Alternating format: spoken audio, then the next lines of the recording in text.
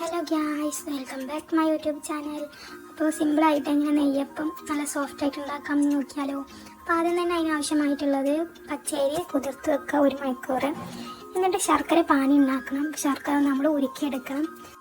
എന്നിട്ട് ജീരകം ഒന്ന് വറുത്തെടുക്കണം. എന്നിട്ടൊരു ജാറിലോട്ട് കുതിർത്ത് വെച്ച അരിയും ശർക്കര ഉരുക്കി വെച്ചതും ഇട്ട് കൊടുത്തിട്ട് അതൊന്ന് മിക്സിയിലിട്ട് അടിച്ചെടുക്കണം. എന്നിട്ട് ഒരു പാത്രത്തിലോട്ട് അരച്ച് വെച്ച മാവൊന്ന് ഒഴിച്ച് കൊടുക്കുക. എന്നിട്ട് അതിലോട്ട് മൈദ ചേർത്ത് കൊടുക്കുക.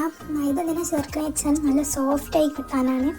ഒരു 1/4 ടീസ്പൂൺ അല്ലെങ്കിൽ 1 ടീസ്പൂൺ മൈദ ചേർത്ത് കൊടുക്കുക. എന്നിട്ട് നന്നായി അതൊന്ന് മിക്സ് ചെയ്തെടുക്കുക. നല്ല സോഫ്റ്റ് ആവുന്നത് വരെ അതൊന്ന് മിക്സ് ചെയ്തെടുക്കുക. എന്നിട്ട് അതിലോട്ട് പൊടിച്ച് വെച്ച ജീരകം ഇട്ട് കൊടുക്കുക. പിന്നെ കുറച്ച് അപ്പക്കാര ഇട്ട് കൊടുക്കുക. പിന്നെ ലേശം ഉപ്പിട്ടിട്ട് അതിന് മേലെ ഏലക്കായ ഇട്ട് കൊടുക്കുക. എന്നിട്ട് നന്നായി അതൊന്ന് മിക്സ് ചെയ്തെടുക്കുക. അപ്പോൾ നല്ല തിക്നെസ് ആയി കിട്ടിയിട്ടുണ്ടാവും. എന്നിട്ട് ചട്ടി വെച്ചിട്ട് ചൂടായതിന് ശേഷം ഓയിൽ ഒഴിച്ച് കൊടുക്കുക. എന്നിട്ട് അതിലോട്ട് മാവ് ഒഴിച്ച് കൊടുക്കുക. അപ്പോൾ നല്ല തിക്നെസ്സായി പൊന്തി വരുന്നതാണ്. അപ്പോൾ നല്ല ക്രിസ്പി ആയിട്ടുണ്ടാവും. അപ്പോൾ നമ്മൾ മറിച്ച് കൊടുക്കുക. അപ്പോൾ നല്ല ക്രിസ്പി സിമ്പിളായിട്ടുള്ള നെയ്യപ്പം റെസിപ്പിയാണ്. നല്ല സോഫ്റ്റ് ആയിട്ടുണ്ട്. അപ്പോൾ എല്ലാവരും ഒന്ന് ട്രൈ ചെയ്ത് ഫീഡ്ബാക്ക് അറിയിക്കുക. അപ്പോൾ വീഡിയോ ഇഷ്ടമായി വിചാരിക്കുന്നു. ഇഷ്ടമായി ലൈക്ക്, ഷെയർ, സബ്സ്ക്രൈബൊക്കെ ചെയ്യുക. അപ്പോൾ നെക്സ്റ്റ് വീഡിയോ കാണുന്നത് വരെ എല്ലാവർക്കും ബൈ ബൈ.